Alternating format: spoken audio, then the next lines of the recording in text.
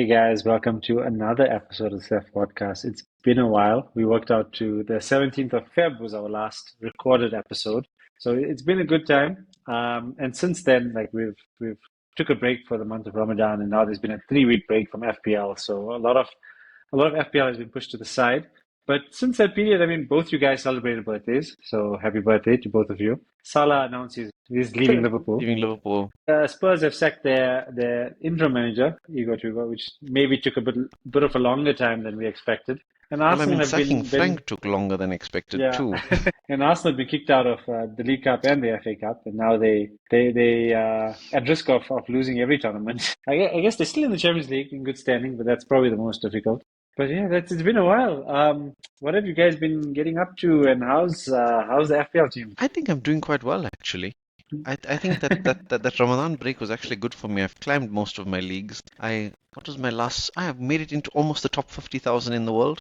I've been on quite a tear recently. I think I took it personally when Bilal took over me for like that week or two, and then I said, okay, I gotta do something to change this again. So that's been quite chill, to be honest.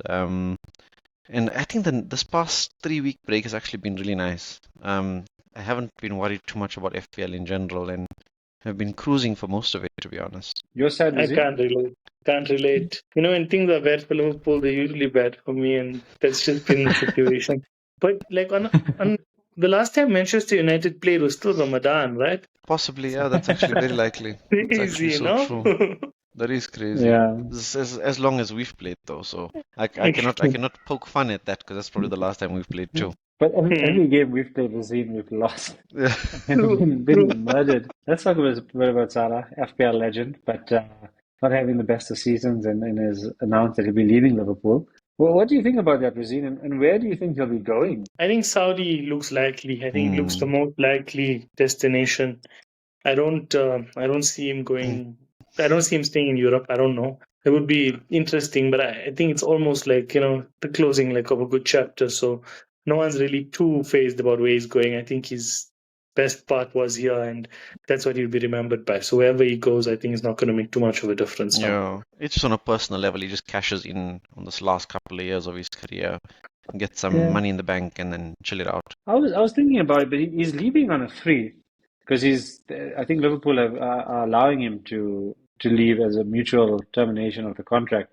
But like the only reason to do that, I feel like Saudi would be able to pay a fee for him. I don't think Liverpool would do that. I think he wants it terminated because I think he wants to push a move in Europe. Like I think he wants to maybe go back to Italy or something like that. That's my understanding, like my reasoning as why he'd leave on a free. Because if Liverpool were like, okay, you can go to Saudi, we'll listen to offers. There will be offers, like for sure. But I think because he wants to have a choice in where he goes, I think that's why he's pushed for this mutual termination. So just a thought. So might end up in Italy. I wonder, it's going to be interesting. I think like look towards the future of the club and try and settle down. And we've been linked with a few names. Like what'll be the ideal replacement, you guys? Got to be Michael Olise, right? Has to be. That's been the big name. I What a mean, player, man. he's crazy, man. It's got to be Yeah. him. So that Nah, wouldn't if you surprise me. can But get I him, also think But let's talk FPL because that's primarily the purpose of the podcast. Like I think the hot topic now is chip strategy. Because now we've got confirmed double game week for Game Week 33. So what have you guys been thinking along these lines? And are you guys set on a certain way, or has it been like giving you guys a lot of headaches like it has been giving me? I haven't been thinking about it as much as I wanted to, fortunately. The contemplation to wildcard this week or not to wildcard's been there a lot. So I've always, until the fixtures came out, I think Arsenal actually just ruined wildcard 32 by getting knocked out of the FA Cup because that double in 33 with Arsenal players would have been nice to actually load up on. But it's made that decision much harder. However, while not wildcarding in 32 and wildcarding later feels so pointless because are you really going to get enough value out of your wildcard for like the last few games of the season? So that's been on my mind a lot, and I feel like I've missed a week to at least be tinkering and the likes with my team as well. So it feels late to wildcard, but I'm not against pulling the trigger, for example, tomorrow morning if like team news and stuff really does hit the like really cause issues. The big problem in my team at the moment I think is ATK because I don't know if he'll start this weekend, especially with them needing the Champions League plus Isak hovering around the first team at the moment. So I don't know what his minutes will start looking like. So he's one of the concerns in my team. And then I guess just in general, my team feels like it needs a change, needs a wild card. But I don't find any of the teams that are dabbling worth committing to. I mean, Brighton and Bournemouth aren't really teams that I'm willing to target at this point. It's putting me off wild carding now, and pushing me most likely to a strategy of I'll probably roll my transfer. Now I've got 4 transfers. I'll roll to a 5th transfer now. Give myself a chance to free hit in 33, probably wild card around 34, 35, and then look to target that second double game week in 36 with City Palace, which is most likely planned for then. So that's probably what my strategy is going to look like at the moment. Yeah, interesting. I'd expect most people to be like, from what it seems like, most people are planning to wildcard, and you are planning not to. Razeen, any thoughts on your side? Like, do you still have your wildcard? My wildcard is active. I am well, wildcard this week. I haven't done enough changes, but there haven't been enough price changes also, so it hasn't been too much of a problem because it's been such a long break. But I don't know. I just feel like the bench boost in this coming double is a worthy one. And I like bench boosting immediately after wildcarding, so that's part of the reason why I went with it. I think this might be a better bench boost than the next double that's coming later. I feel like that blank for the free hit will be there. People that still have their triples will have the opportunity to triple captain in that other double. But I feel like, since I don't have my triple captain, I'm just going to go all out now with the wildcard followed by the bench boost and keep the free hit for the blank. I think there's an opportunity to go very aggressive. There's an opportunity to go very aggressive now if you wildcard 32. The thing is, you lose all the ability to be aggressive with your transfers if you wildcard 35 or after this double game week. So I'm not against that strategy as well. The problem I'm having is that I think if you wildcard 33, if you wildcard 32 to bench boost 33, your team in 32 looks quite bad for 32 itself. Yes. And my team for 32 without wildcarding seems a lot better because you must remember, like, City playing Chelsea and both of them double. Ideally you want Palmer, Semenyo, Haaland, and at least a City defender in, like, and they play against each other. Right, and they play against each other. So you ideally having 5 to 6 assets against each other in the one game week. And the rest of the fixtures don't look that great. United against Leeds is not like, it's a great Bruno captain, but Bruno's been great, but it's not ideal for game week 33 because you're going to bring in a bunch of Leeds players, not really necessarily bringing in United players. So that's my concern in that sense, that I feel like I have four transfers for 33. I can just roll, play my better team 32, use 4 transfers, and I can still bench boost or triple captain. But the bench boost is definitely not going to be as strong. Like, it's you just bench boosting. Like, basically, I'll have all my Villa players on the bench who are playing Sunderland. So it's like just a single game week. It's like normal bench boost. Just a lot of your outfield play, a lot of your 11 players are playing twice. So it's not ideal. But the other thing is a triple captain. I don't know what you guys feel like triple captain with Haaland, Arsenal against Burnley. Like, it's not the worst. Yeah, it's not the worst. But I also think the next one is against Brentford and Brentford. Palace.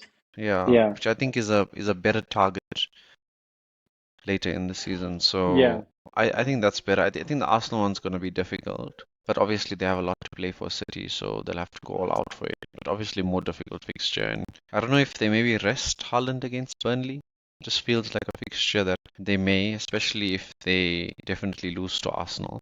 Because then they'll put all the eggs in the FA Cup basket, I suspect, right? And it's when is the FA Cup triple captain later? The FA Cup, well, the Arsenal game is now game week 33, right? The Arsenal game. So you won't know before the deadline, I suspect, whether they will. The thing is, the FA Cup game is the week after. The week of game 34. Yeah. So that's why the games have been moved. Yes. But in preset, so it's going to be during that midweek between 33 and 34. So if it's going to be the Arsenal game on the weekend, if City beat Arsenal, you think they'd go hard against Burnley again and then go hard for the FA Cup. But if they probably lose to Arsenal, they'd probably say, okay, league's pretty much wrapped here for Arsenal. Rest Haaland midweek and then play him against. So it's going to be depend on the Arsenal fixture, which you can't really plan for. You really don't know what to expect. But it could be very interesting if City win, though. triple captain against Palace who are poor and Brentford that are okay. Yeah. I think it's a better option. So that's why, I mean, if you've got triple captain and bench boost, I would look to bench boost now and triple captain later. I wouldn't triple captain now and bench boost later. Okay.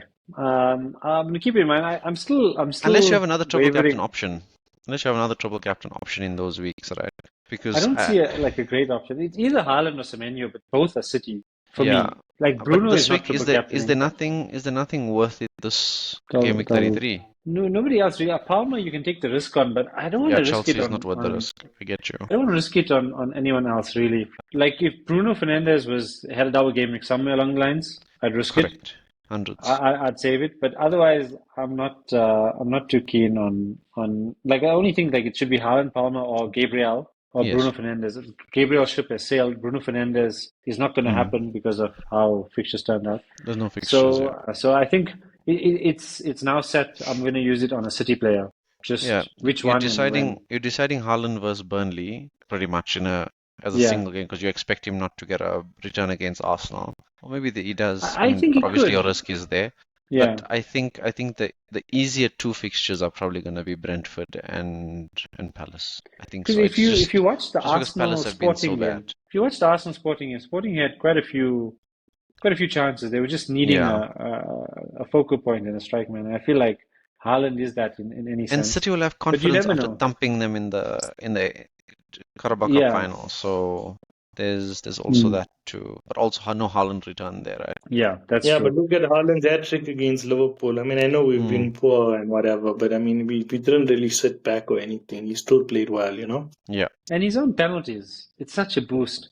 Yeah, it does make a difference. Like the game could be 1-0 penalty and he'll get the 3 bonus most likely. Yeah. And then you set to Burnley, then that'll be fun. So like the chip strategy is a bit wild. I'm still my focus is like either just go day by day, week by week, and don't plan that far ahead. If I need to bench boost on a random week, do that because that's or structure it completely and just do what everybody else is doing. 32, bench boost 33, triple captain in 36, and free hit 34. I think free hit 34 is probably the easiest one. I think I'm definitely going to free hit 34 regardless. So yeah, it's a bit, because I don't know, like if you follow the trends, you're going to end up in that average. But I think because I hold a lot more chips than a lot of people, like a fair bit of people have already used the wildcard and the triple captain, I feel like it's to my advantage to follow the crowd because I'll outpace score them just by having more chips. Yeah. So I don't know. I'm in that reluctant field. Do I just play it safe now? Because like I'm also doing quite well. I'm quite happy with my positioning. You're like 10 points behind me only, so it's still sitting pretty. And Razeen, you've also done well. Like this whole last period, we've all gotten green arrows. Yes, it's been a good Ramadan. Yeah, for most weeks, you're right. So I think we all up there now. It's just about like do you want to push to finish so early? Do you want to solidify where you are? Play it safe a bit. I don't know. I'm debating all of these things. I've got nothing to lose. I'm going to go with like 6 difference in this wild card. Who are you thinking? Do you want to do a wild card draw? It might be too soon for that, to be honest, because it's been a proper break from football.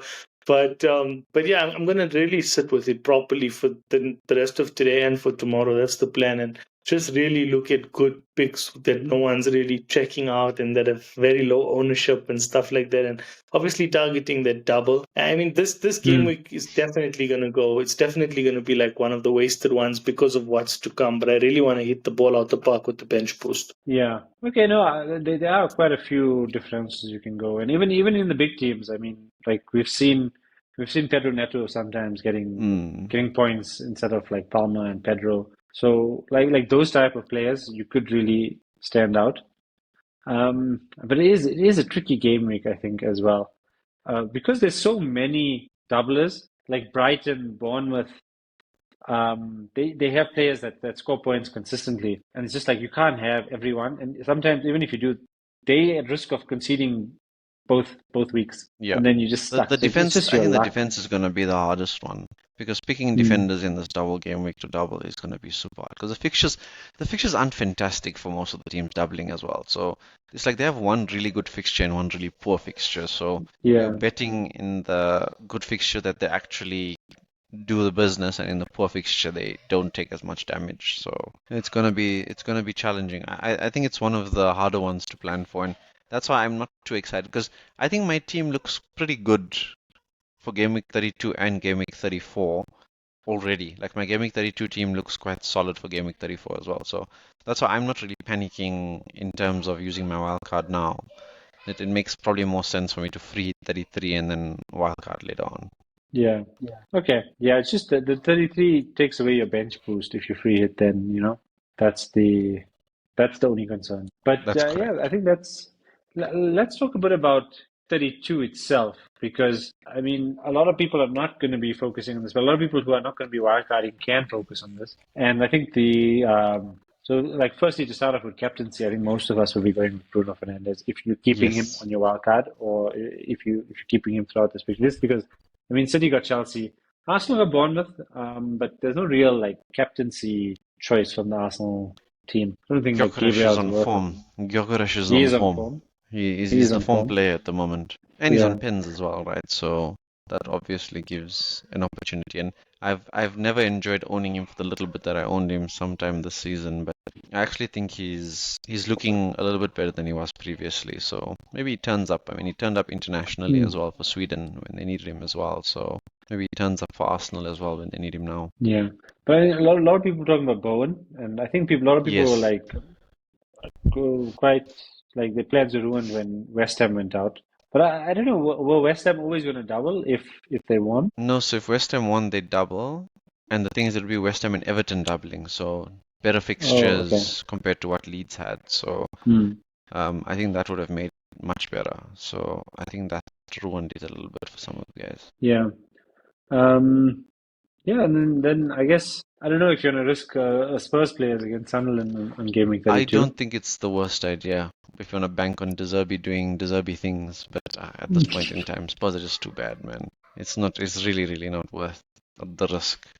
So yeah, I was thinking I'll see how they probably do under him, maybe a game or two, because I've always been fond of attackers from the teams that are fighting relegation, especially the teams that are like just on the cusp of it to clutch at some point in time. So Hmm. I'll consider it depending on how the Sunderland game goes, because Spurs have some decent fixtures. It's not the worst. It's okay fixtures towards the end. So I think they were. I think Dominic Calvert-Lewin is also a decent option. Leeds, from all the relegation candidates, from Leeds downwards, Leeds have the best fixtures till the end of the season. So I think just to solidify themselves, I don't think either him, Okafor, or Aronson aren't bad picks, I think, up until the end of the season. But Spurs as a whole just look bad. Plus, still so many injuries. It's hard to Hmm. tell how things are going to work out there. Then I think also maybe Forest have really rough fixtures. So Forest have, I think, two decent fixtures, and then they've got poor fixtures up until the end of the season. So that's going to be a challenge. I would probably stay away from Forest over the next few weeks. And what are you thinking about De Zerbi and Spurs? Are you excited? Are you I still? don't know, to be honest. I don't know if he'll function well under this environment. I expect the players to probably respond a little bit more because the players will probably enjoy a bit more of an attacking style and not that pragmatic style that Tudor and Frank had. So hopefully it excites them a little bit to play some more football. But I think the squad itself is just very average at the moment, and I think the players are just, I don't know. It feels like they resign. Hopefully, it gives them a bit of a burst. But I think 2 wins probably keeps us up. 2 wins and maybe like a draw here and there, and I think we should be good. But I also can't tell you where I think we're going to get those wins. But if we can maneuver it somehow, I think we should be fine. But I mean, Sunderland's going to be a big game because very strong as a team, right? So if we can get a result there, I mean, even if it's a draw, just to get kickstart to the guys' reign. Because I mean, Tudor came in, lost all his Premier League games, drew the one with Liverpool. That's about it. 1 point in I think about 7 games that 6, 7 games that he was there. So Hmm. I really, really hope that De Zerbi gets even a point. Just makes a difference, just to get confidence going again. Yeah, like I'm looking forward to Premier League being back. We have been enjoying the Champions League and the FA Cup. Yeah. You Razeen, been like enjoying it's been some good games. I guess the Arsenal shock was also against Southampton was quite enjoyable to watch. Yes, always is. regardless of regardless of Arsenal Liverpool. cheers are always. Was great. That was a great game. Really great game to watch. Really, really good game. Yeah, well, I caught bits and pieces of it. I caught the first goal from Bayern, but like I thought Madrid were quite good, but they were mostly sitting back and waiting on the counter. But they had so many chances. Neuer had such a good game, and for a 40-year-old, Yeah. what a player! I mean, he's so good. So that was a really, really good game to watch. After a while, I was actually glued to my TV watching a football game. It's been a while since I've been that committed to watching one. And you had the polar opposite on the other side, the Arsenal versus Sporting, which was just Arsenal are tough to watch, man. It's just so. No, they're very painful to watch.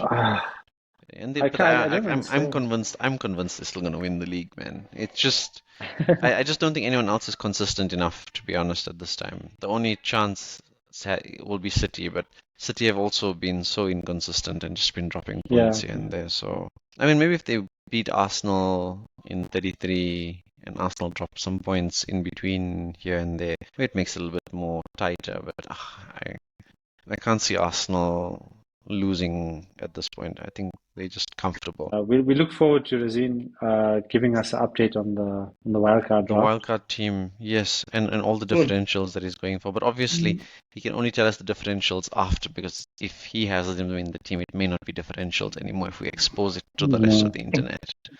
Yeah. All right, give us your differential pick before we go. Give me your suggestions. Let's hear what you guys have for me. Is this for Gameweek 33? Oh, then we got a plan. Sorry, no, for my wildcard now, I guess. For your wildcard. Yo. I think like when I was looking at it, Brighton's a good option for like either way you can go. If you want, the popular picks would probably be Van Hag. I've seen a lot of people going Gross in the midfield, but I think that's just a cheap option. Yeah, it's just there to fill the team at the moment. And forward, Welbeck's not a bad option. A lot of people are saying like his rotation risk, but I think he's on form. They're going to play him. Yeah, it's not like he runs a massive amount anyway. So that's I think true. Like Van Hag, Verbruggen, and Welbeck are your normal options. But I mean, always as a differential, Mitoma, I love Mitoma. He is there as a differential in the midfield if you want to mix things up. I like Minte a little bit more because I feel like he's nailed the spot down a little bit more. I think he's a better pick there. I think Leeds, I would still say go for Leeds. I think they've got really good fixtures and they're going to be fighting hard. So I think Calvert-Lewin's going to be really good. I would have said Stack, but he got injured in the bloody FA Cup game, man. So that was very frustrating. The other one from Leeds is Darlow, in the sense that he's someone you can keep on your bench and play routinely further and later on in And they've got he's got a decent fixture in the double against Wolves and against Bournemouth. And Bournemouth haven't been scoring a lot of goals themselves, right? So I think that's not a bad pick as well, Darlow, in that. And I think Bournemouth, so unfortunately, like the likes of Hill and Senesi and stuff are reasonably highly owned. But I think Krupi Jr., I think is not a bad pick. I think Evan Nilsson's decent as well. I have Krupi Jr. in my wildcard draft. I think he's a differential. He's on penalties. I think, yes. And his price point just enables you to do whatever you want. Yes. So I think he's a good option if you're going to wildcard, because then you bench him after the 33. And I think Alex Scott is also a decent cheap option in their midfield. He gets a reasonable amount of defcon and he's always chips in with an assist and a goal here and there. So if you want to go for like a cheaper option to fill your team with someone that's gonna play in the double and has decent fixtures, I think Alex Scott's a decent pick too. The other option, but ultra risky, is Marmoush. Like he's coming into a bit of good form, and if we are theoretically saying that Haaland might be rested a bit against Burnley, then Marmoush is the forefront. And like even against Arsenal, if Arsenal are winning 1-0, Marmoush is going to come on. Yes. Like I think if you want to go like ultra differential, it might be someone to look at. Correct. Probably not the best to look at, but I mean, I was just looking at him, and then I think like just the Chelsea, the other midfielders. I think Pedro Neto is probably the most differential, consistently playing. I think Cunha is quite differential as well for Man United. I think he's not going to be a bad pick till the end of the season. I think he's decent. Then I also think there was a player that just came to mind now that I thought would be really good. Razeen,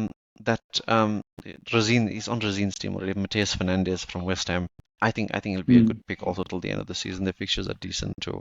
I think those are some really, It's really just, I don't decent. know about having players like him in my bench boost team. Yeah, but I mean, the thing is, he's your it's not gonna fifth double. player. He's Hmm. your fifth player, hopefully, that you have, that once you're done with the bench boost, he's going to sit on your bench. Because remember, your wild card's gone, right? So you can't really transfer Yeah. the whole squad out. So he's your fifth player that you can always use later in the season as well, because you expect him to get some returns. He's heavily involved in anything West Ham do at the moment as well. The other one, if you're gonna stick to people who are doubling, I think Fleming from Burnley. Yes, I've had him for a short period. He's a good player to watch. He's a target solid man. option, yeah. He gets He's in. a solid And I option. mean, they're playing Forest and they're playing City. Forest, I mean, that's the relegation fight of note. And Burnley, I don't see them getting out of the relegation fight, No, I think but they're going to try. they've accepted it. And against City, maybe they can pinch a goal. You never know. I wouldn't strongly bet on that, but you never know. And then I think all round, I think that's covering all the doublers.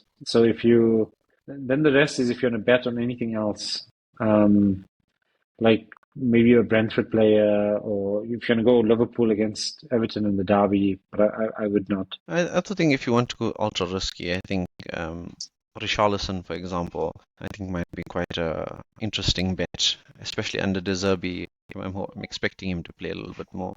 But I guess you probably wait to see what lineup the guy puts out this week and probably see from there. But if you back Spurs under De Zerbi to stay up, then I think you go for a couple of Spurs attackers there to get some results. Just give us a player or two that you're thinking about, and we can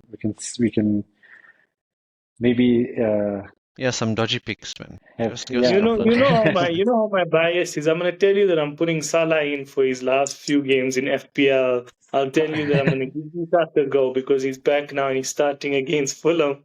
No, I'm kidding. I think I'm probably gonna go maybe no Liverpool, maximum one Liverpool. Yeah. And then it's just I think the key is just to try and break it up a little bit because you don't want to have too many players playing each other. It causes problems. Correct. Especially like you guys spoke about the City Chelsea game this week. I think I'm gonna avoid going 5 or 6 and just try and go 3 or 4 and just split it up, but try and get a United asset in, try and get some Arsenal in as well, just so that you have that cover and that balance with all the big teams and you can watch all the games as well. It just makes it fun. The last couple of weeks now, so we just want to try and enjoy that as well. Oh, sounds good. Have you guys played that other game that mini? I'm through to the next round. I'm also through to the next round. I went for Fulham against Burnley. I don't remember who I picked, to be honest, but I know that I'm Fulham still to beat standing. Burnley. I'm going. My strategy is to go against Burnley. I'm out. I went Newcastle against Sunderland. And And 100%. And I never thought Newcastle would win that game. People were like going for like Newcastle Sunderland were players. I said looking it's not so happening. bad. Sunderland were looking so bad those But last few Newcastle weeks are not Gordon good. was on form. But Newcastle was are on not form. good. But Newcastle are still not good. It's Karabakh that he scored against, guys. We must, and it's a derby at the end of the day. You can't take a chance on a betting game against a derby. So I decided I would have forgotten to put my vote in for this week. So who do you think will play this week? What's your thoughts? I'm going against Burnley. I was playing Burnley. It's a simple. This week's a little bit difficult. I think Burnley have what? No, I think this week, like if you want to play it safe, bet on Arsenal against Bournemouth. They have the most to play for, and it's probably the easy fixture. I would if I was going to pick, I would pick Arsenal now. I wouldn't really risk anything else. But I just think there's like an Arsenal slump, like waiting, like starting to happen and looking to continue, and maybe like a couple of more drop points. And I don't know. I wouldn't be surprised. This week is difficult though. There's no like standout fixture to say that. Maybe you can bet last week, the Fulham on form against Burnley was an easy bet. Brighton, I don't think I trust them against Burnley as much, especially away from home. I don't know. It's an interesting one. West Ham against Wolves might be a good option. Yeah, but you never know what Wolves can pull out, right? Wolves can, They've been okay. They've been playing decent football, and they've been very hard to beat. But I also think Arsenal West Ham Bournemouth are also, yeah. Arsenal Bournemouth seems like the one. If I was going to pick, I'd probably pick Arsenal because like chances are, I guess you can probably pick Arsenal much later down the line. They got a lot of easy fixtures towards the end. I think they play Burnley as well. Oh, because you can only take a team once. Oh my God, I forgot about that. Yeah. That's the thing. Just go against Burnley, guys. That's going to be the strat. Just whoever playing against Burnley, expect them to win. Yeah, so that's the. It's quite a fun game. I hope they do it again. It does look fun. It is very fun. Because imagine, but there's not enough game weeks. But I don't know. It's going to be interesting. Like, imagine you do like one throughout the season, but maybe you can't use a team twice or something like that. It'll be very fun. Yeah, I think I saw someone suggest that they do it at the end of the first half and at the end of the second half. Ah, yeah, So that's you just cool. do it twice in the season. That's cool. I think that's probably the best way to do it. Probably. Or just allow it that you can pick a team twice and do it once the whole season and just see who wins. Yeah. Because there's definitely going to be more than one person standing at the end. You know what I mean? 100%. Yeah. You never know, but probably like at this point it seems like because people are just going to follow each other one. It's going to be very difficult. Then they'll do a random draw at some point. Coin toss, virtual coin toss. Yeah. Okay, guys. No, it was great being back, and it's nice to have FPL back on the table. We'll have a chat soon. Cool. Take it easy, Cheers. guys. Good luck, everyone.